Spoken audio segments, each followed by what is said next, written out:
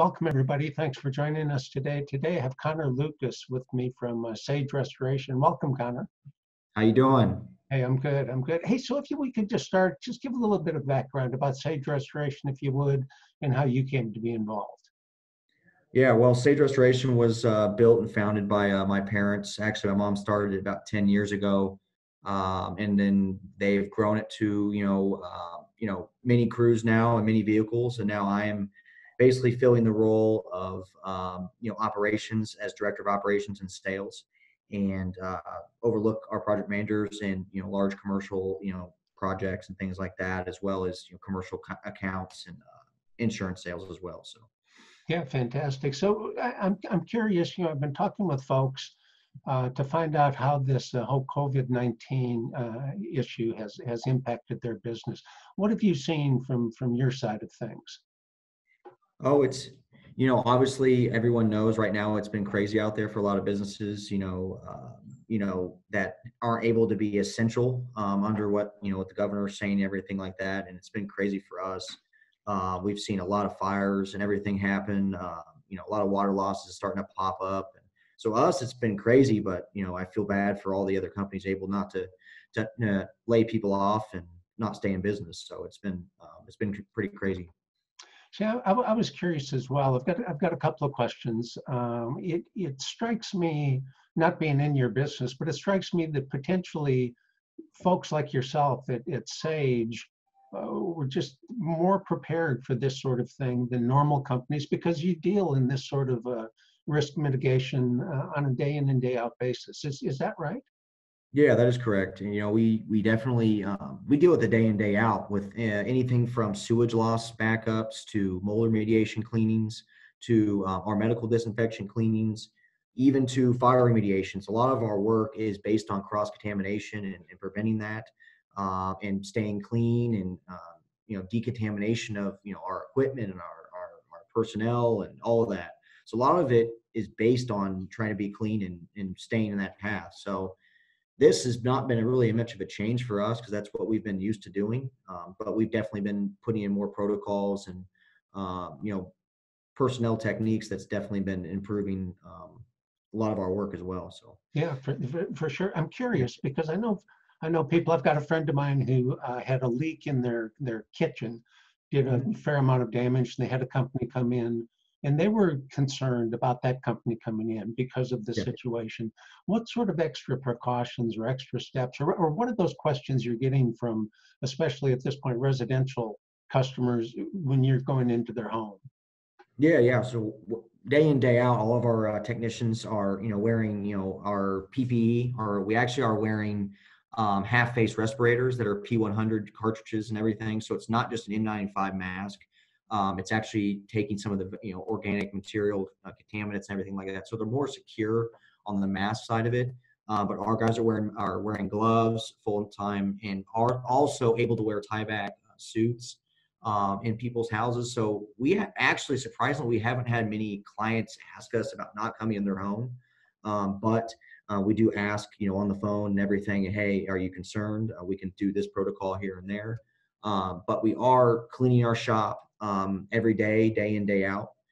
We are cleaning all of our vehicles after jobs in the mornings. If they leave a job, they clean it and disinfect it, and then head to the next job. So we're actually running a UV light machine hydroxyl generator in our office right now overnights to lower the contaminants in the air as well.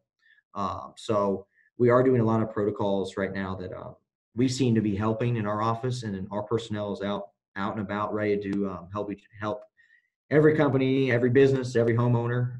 So it's been a pretty cool experience to, help a team adapt to this situation, and definitely help a lot of homeowners out and businesses stay in business. So it's been a crazy world. It's been a crazy last couple of weeks, that's for sure. So. Oh, I'm sure. Yeah, I'm sure. As I said, I'm not surprised that you folks were a bit on the upside already, pretty well prepared for this, since this is what you do for a living, what you do day in and day out.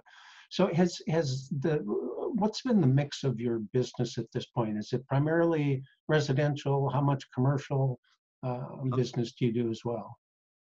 Yeah, so we do about 50% commercial, 50% residential. Right now, like I said, we've had about 8 or 9 fire losses come in, in the last couple of weeks. That's been commercial and also as well residential. So we're about 50-50 on both. So Okay. So have things really changed that much for you, or is it just pretty much business as usual, other than these additional precautions you've put in place? it's been business as usual. It's actually been a little more busy due to people staying at home and causing more issues in the houses.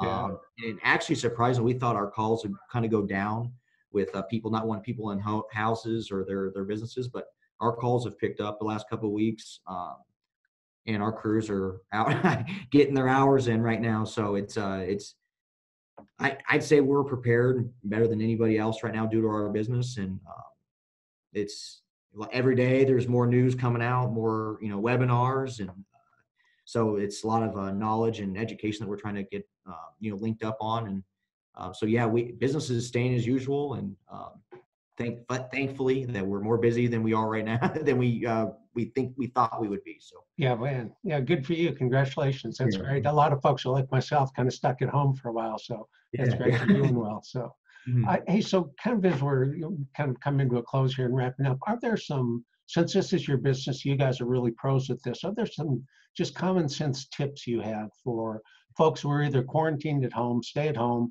or they're actually going into an office? Either one of those situations, what are some of the key factors that you'd recommend folks pay attention to? Yeah, I would definitely, definitely be washing your hands consistently every day. After you touch, horizontal surfaces or you're touching your computer, make sure as much as just Lysol or Clorox wipes that you may have, or any type of hand cleaning solution I would be using on a consistent basis. Washing your hands for at least 20 seconds, as a lot of people have seen that online. That is true. Definitely just trying to do as best as you can to stay clean, washing your clothes consistently, which people should, but washing, switching clothes out here and there, doing things like that, cleaning out your cars, doing all the precautions to limit this as much as possible. That's we try to tell people every day that just try to limit as much as you can the exposure. So that's straight blank. That's kind of what everybody's hearing online or on TV. It's kind of what we're saying to do. But there's a lot of stuff that people overlook, and it's just that little itty bitty cleaning that we need to do. So Absolutely. Yeah, good deal. Hey, just one last question. You folks you've got 24/7 emergency services available. Is that correct?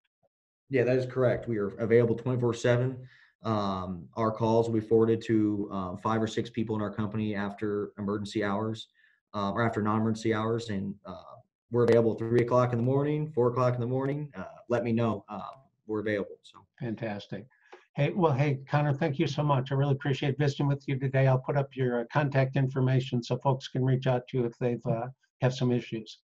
yeah, awesome, Tim. Thank you so much for your time. You bet. Thanks.